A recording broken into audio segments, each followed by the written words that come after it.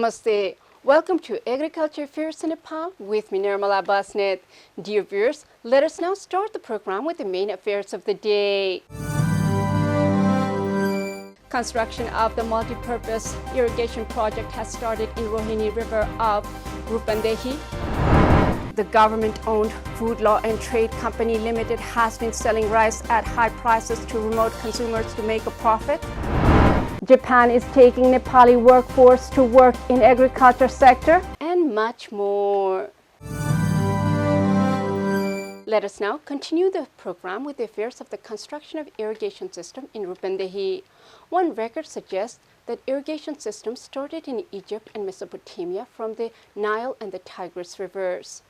Recently, I read another important report that said that irrigation system was first invented by the Mormons in the USA. Of course, the most primitive irrigation is carrying the water and pouring over the cultivated land. The early irrigation system helped the ancient people secure food for the year, just like today. China has the largest irrigation system in the world. India has the most micro irrigation systems in the world. Nepal, being so close to India, yet with hard mountains, uses primitive irrigation of carrying the water over to the cultivated land in some places. This is because our water sources are in the mountains such that it is too difficult to build irrigation systems. In the flat land, it is easy to build irrigation systems. So the Nepali government is focusing on the southern land to feed the nation. There is initiation of construction of new irrigation system in Rohini River in Rupandehi.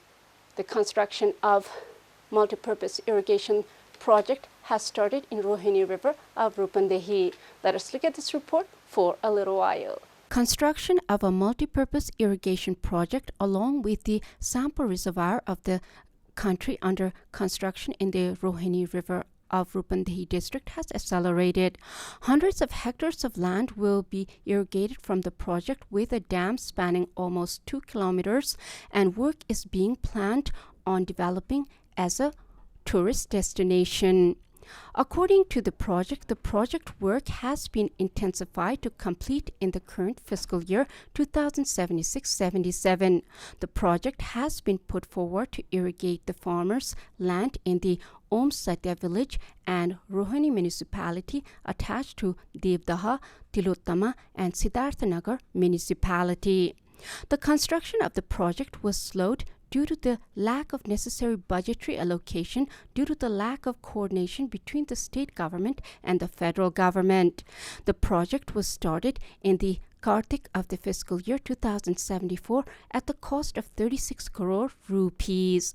But now the project has been intensified to complete the work in the current fiscal year, said Pramod Pandey, site in charge of the project. He further informed that more than 60% of the contract head work has been completed. Likewise, the canal work, which has a contract worth 8 crore, is almost complete. There was a contractual agreement with Lumbini Argakachi Babul JV for the construction of head box and Argakachi Babul JV for the construction of the canal. The project aims to irrigate about 1,500 hectares of land in the east and 2,200 in the west. Hira Bahadur Khatri, chief of Devdaha municipality of Rupandehi, said that there is an ambitious plan to boost tourism by building a reservoir of about 3,600 meters along with the irrigation system. According to Tanka Kesi, chief of the irrigation division office Rupandehi, the temple is being constructed in the style of Barahi temple that is in the middle of Pokhara, Fewatal. After the report on irrigation system, let us now look at the affairs of the profit made on subsidized rice. The Nepali high mountains are very hard and cold. The people are unable to live there during the winter time.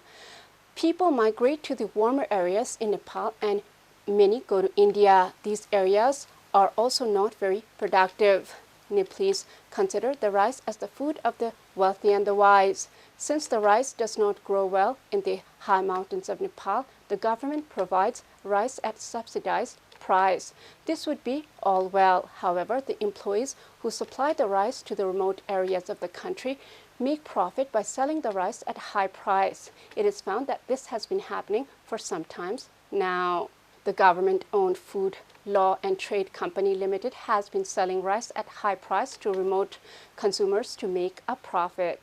Let us look at this report for a little while. The company, which has been competing with the private sector in the urban areas, is selling rice at high price in the remote areas. The sold rice is provided with transportation grants to the poorest of the poor who do not have a private sector presence. Legally, there is a provision to sell rice at the expense of food after the transportation costs are added, but the Institute has been found selling rice at added profit apart from transportation cost. Company officials have acknowledged that they have been charging more with remote consumers for profit. The government has been providing subsidy to the company for transporting rice to Karnali and other designated remote districts.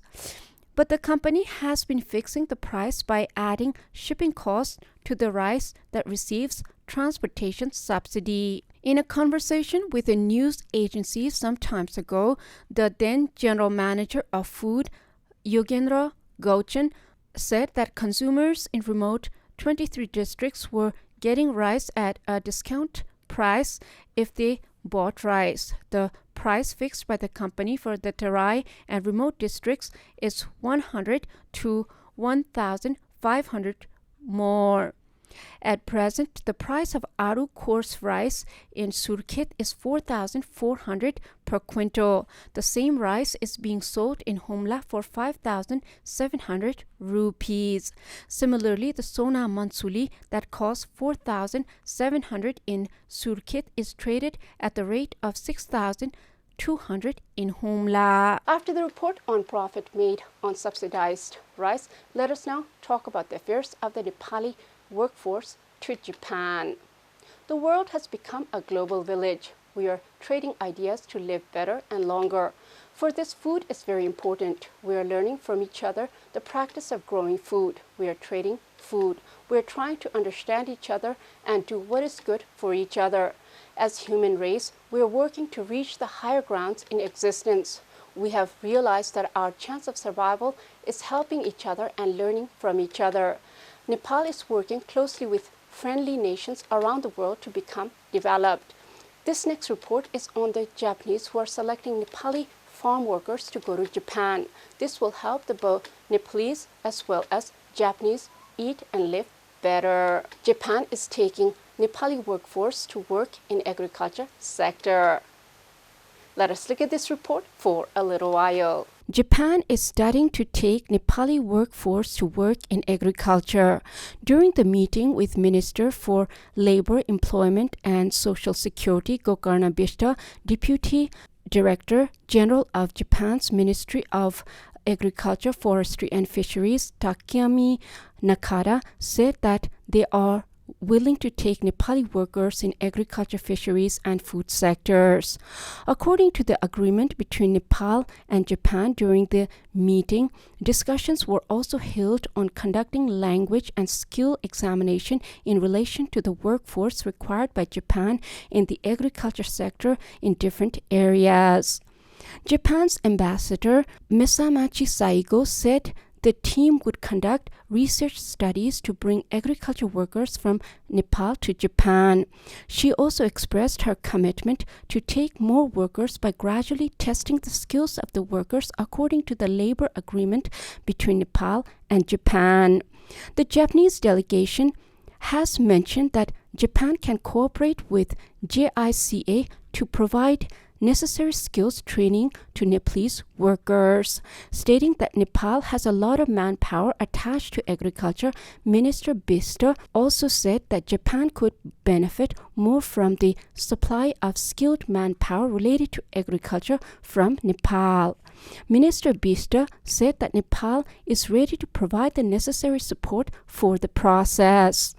He also requested to make the process of taking nursing caregiver more agile, of quality, and reliable. Japan has begun the process of hiring workers from 9 countries, including Nepal. The first phase is currently undergoing a language test for nursing caregivers. Japan is set to select Nepalese workers by completing language and skill tests by coming December. After the report on Nepali workforce for Japan, let us now talk about the affairs of the public land used by political force. Man has natural instinct of wanting to be master of his surroundings. Man wants to call the land his, much like wild animals, which mark their territory by urinating, but man is more sophisticated in his thinking and spirituality. We say, my God, my country, my home, my neighbor, my community, my city, etc., all things belonging to that particular person. We identify ourselves by being owner of something. It is natural in us.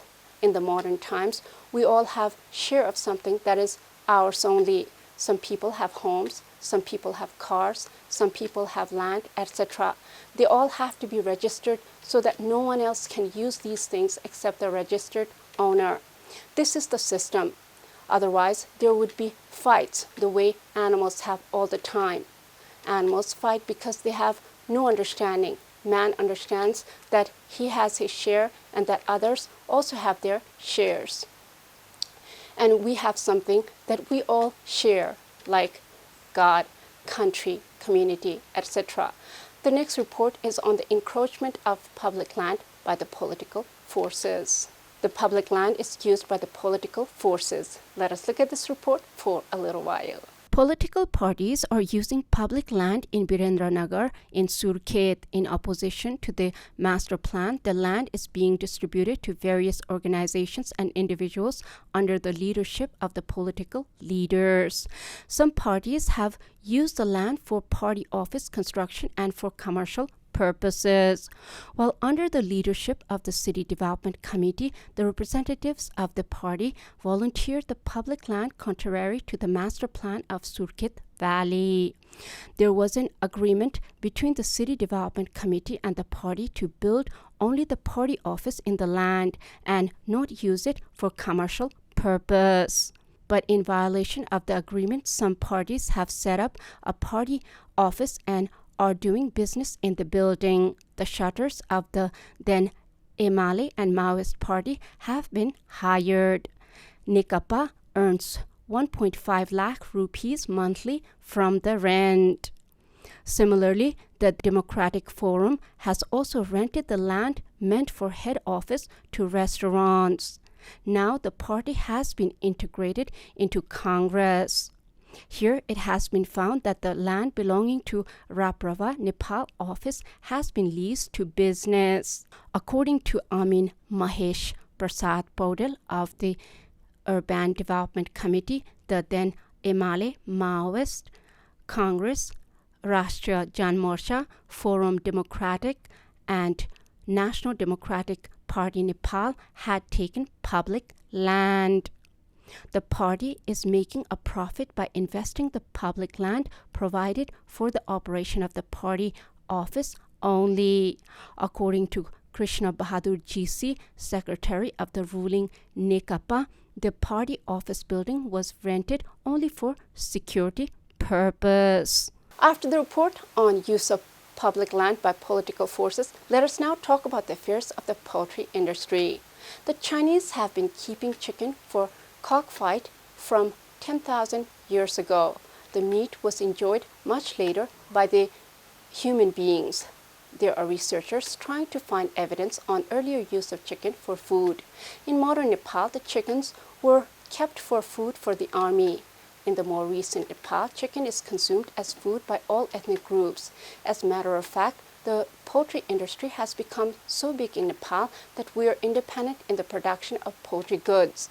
Poultry industry in Nepal contributes 4% GDP. However, there was a recent report that suggested that only 33% of the people of Nepal have access to poultry products.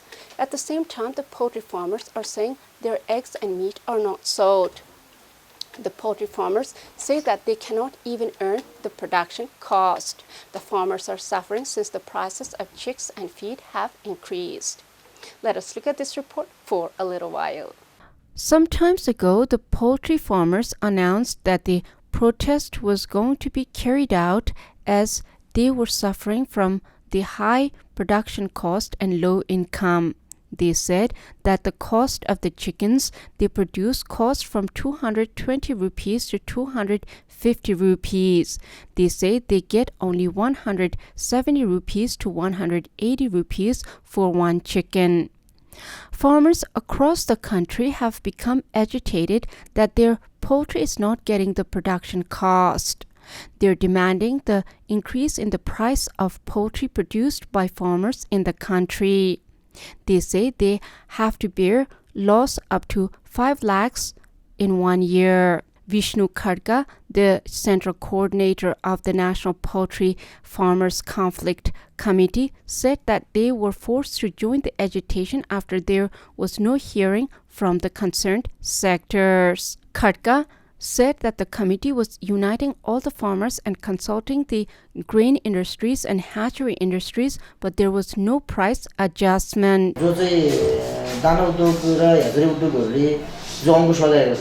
हामी उनीहरुसँग परामर्श गरिरहेका छौं एक किसिमले प्राविधिक किसिमले र सामान्य किसिमले के हो भने सबै किसानहरुको बीचमा चाहिँ हामी अभियान चलाइरहेका छौं अब जम्मा 4 क्षेत्रमा हाम्रो चाहिँ 20 वटा क्षेत्र विभाजन गरेकोमा 4 क्षेत्रमा हाम्रो चाहिँ प्रशिक्षण र अभियान चलाउन लागि छ त्यो सिद्ध्याइसकेपछि हामी सरकारसँग चाहिँ नयाँ ढंगले सुरु गर्न जान्छौं यदि तपाईहरुको माग पूरा भएन भने तपाईहरुले के सम्म गर्नुहुन्छ होइन यो हामी यदि मूल्य समायोजनको कुरा मुख्य छ हाम्रो यदि यो मूल्य समायोजन भएन भने चल्ला बहिष्कार हुन्छ यसमा कुनै विकल्पै छैन हामी चल्ला बहिष्कार गर्छौं त्यसपछि कुखुरा बहिष्कार गर्नु कुखुरा बहिष्कार गर्छौं किसानले कुखुरा नदिने अथवा हाजिरका चल्लाहरु चाहिँ किसानले नउठाउने त्यसो हुँदाखेरि हाम्रो आन्दोलन त्यहाँसम्म जान्छ Dr. Jagdish Pandey, head of the Pork and Poultry Management Program branch of the Animal Services Department, while speaking at a program on agriculture television, said that the problem was seen in the hatchery industry and the feed industry.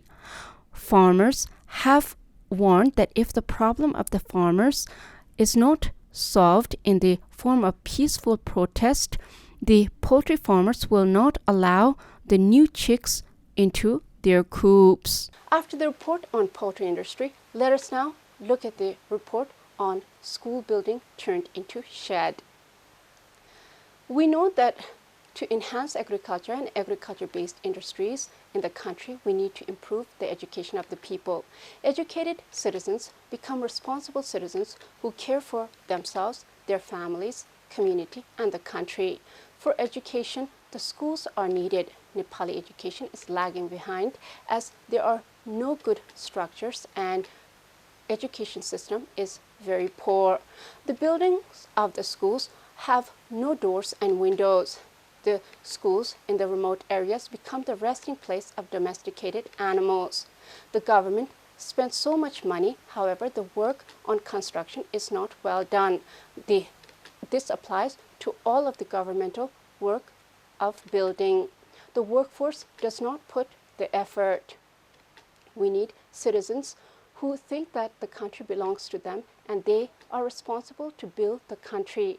If people work only to earn money and cheat the country, we will not get any farther. The building under the construction of a model school in Chayanath, Rara Municipality, Lapu village has been turned into a shed. Let us look at this report for a little while. The roof of the building, which was started 2 years ago, has become dilapidated and the rooms have turned into cow shed. The locals say that the cows go in and live in the rooms because there are no doors in the building. The construction of the building started 2 years ago with the assistance of 16 crore rupees with the donation from the district education office. The building is now demolished due to the lack of work as per agreement. According to the school's principal, Kailash Bodwal, the contractor who took charge of transporting the goods has delayed in the delivery of the construction materials. This is why the work is delayed. Some locals have been informed of the delay in work due to geographical distress. The necessary materials for the building have arrived in Gumgadi, the headquarters of the district, and the building will be completed within a month, said Principal Badwal. There are complaints of the parents that the students from grade 1 to grade 2 are being taught in the same class. There's only one teacher at the school. Similarly, the teacher management office do not have an option apart from closing the school if the teacher has to travel or fall sick, said Roop Singh Kami, chairman of School Management Committee. Chairman Kami complained that he had informed about teacher vacancies in many places, but no one heard him. After the report on school, let us now look at the affairs of the tourism year 2020. My good people, the year 2020 is 1.5 months away. There's excitement everywhere. The business houses are dreaming of big money. The country is dreaming of a big revenue. Most of the structures are ready for the tourists. The programs like the Visit Nepal 2020 should be organized more often, as the beauty of the mountains can be enjoyed by the foreign people. While the mountains do not fetch us agriculture produce, however, they are good to look at for those who romance the mountains. Yes, the mountains are romantic if you do not have to live there all your life. The snow-capped mountains and evergreen hills are breathtaking. The blue rivers below the valley are so beautiful that I have no word to describe the feelings. It is as if the whole spirit within is released free. Yes, tourists who romance the mountains will love Visit Nepal 2020. Minister for Culture, Tourism and Civil Aviation, Yogesh Kumar Bhattrai, has said that he will join hands with all concerned agencies to make Visit Nepal year 2020 a success. Let us look at this report for a little while. Inaugurating Nepal Tourism Year 2020, organized by the Ministry of Culture, Tourism and Civil Aviation and the National Federation of Transport, Minister Bhattrai said that the government will go forward with the private sector and the concerned people in Kathmandu on Thursday, stating that the role of the transport sector is essential to make the tourism year a success. He announced that the Federation would be included in the members of the Nepal Tourism Year 2020 in the main organizing committee. He said that he will train the people who work in public transport about the behavior, hospitality, and respect of the foreign visitors who come to Nepal. In the program, the stickers of the Tourism Year 2020 were handed to the Federation by Minister Bhattrai. The minister indicated that there will be promotion of Visit Nepal 2020 by sticking the stickers in all the vehicles. After the report on Visit Nepal 2020, let us now talk about the affairs of coffee.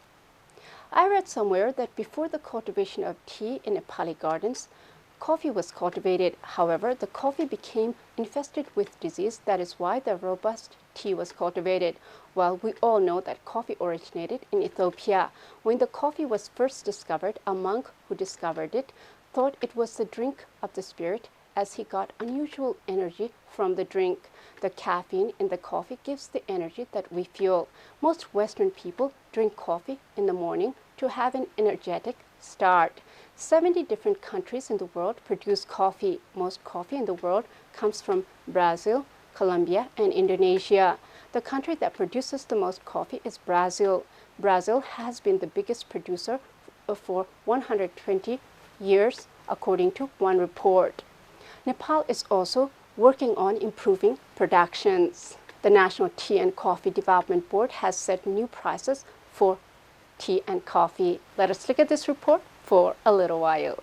According to Deputy Director Lakshman Pokhrel, the minimum production of price of coffee has been fixed in the current fiscal year 2076-77. According to the newly set price list, fresh cherry coffee has been set at 85 rupees per kilogram, while the grade B of the same coffee has been set at 75 rupees per kilogram. Similarly, in the case of parchment coffee, grade A has been fixed at 425 rupees per kilo, and grade B has been set at 375 rupees per kilogram. According to the National Coffee and Tea Development Board, a grade A of dried cherry has been set at 140 rupees per kilogram and grade B has been set at 90 rupees per kilogram. Meanwhile, the 15th National Coffee Day will be celebrated in Gulmi. Deputy Director Pokhrel informed that for the first time in the district, National Coffee Day is being celebrated with the main slogan, "For the economic prosperity, there is farmer's hand for high-quality coffee plantation, we're in company." A meeting held at the headquarters along with the heads of representatives of various offices and associations, including National Tea and Coffee Development Board, District Coordination Committee, Coffee Superzone, District Cooperative Association, Coffee Development Center, and Coffee Research Center, has decided to celebrate National Coffee Day in Gulmi this time. In 1995, Hira Giri, a local resident of Gulmi, Amcho, returned to Nepal from Burma and brought the seeds of coffee. It is believed that coffee cultivation started after that. According to the data of National Tea and Coffee Development Board, coffee is being cultivated commercially in 20 districts of Nepal. Although the demand of Arabica breed of coffee is estimated around 14 to 15,000 metric tons, there is production of only 530 metric tons. This is all in Agriculture Affairs in Nepal with me, Nirmala Basnet. Before I go, let us review the main affairs of the day. Construction of the multi-purpose irrigation project has started in Rohini River of Rupandehi. The government-owned Food Law and Trade Company Limited has been selling rice at high prices to remote consumers to make a profit. Japan is taking Nepali workforce to work in agriculture sector. Thank you for watching Agriculture Affairs in Nepal with me, Nirmala Basnet. I'll be back with more affairs next time. Till then, Jai Krishi, Jai Kishan, Samriddha Krishi, Nepal ko shan.